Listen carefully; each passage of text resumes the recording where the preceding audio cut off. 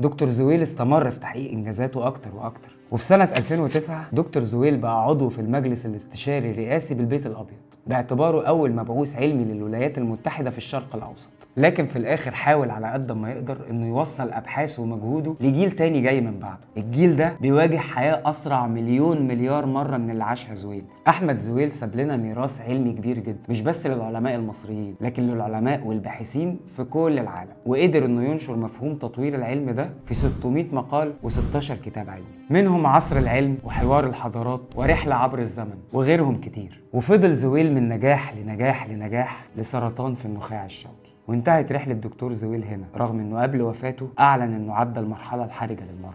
توفى دكتور احمد زويل في سنة 2016 في يوم حزين على مصر كلها وعلى الوسط العلمي كله. ودعت مصر في جنازة عسكرية العالم أحمد زويل الحاصل على جائزة نوبل في الكيمياء والذي توفي يوم الثلاثاء الماضي عن 70 عاما. تقدم الرئيس المصري عبد الفتاح السيسي وأسرة زويل المشيعين في ساحة مسجد المشير طنطاوي بمنطقة التجمع الخامس في شرق القاهرة قبل أن يوارى مثواه الأخير. لكن فضلت اكتشافاته وإنجازاته بتساعد العالم لحد دلوقتي. تفتكر لو جاتلك فيمتو فرصة من اللي جات لزويل كنت هتستغلها ازاي؟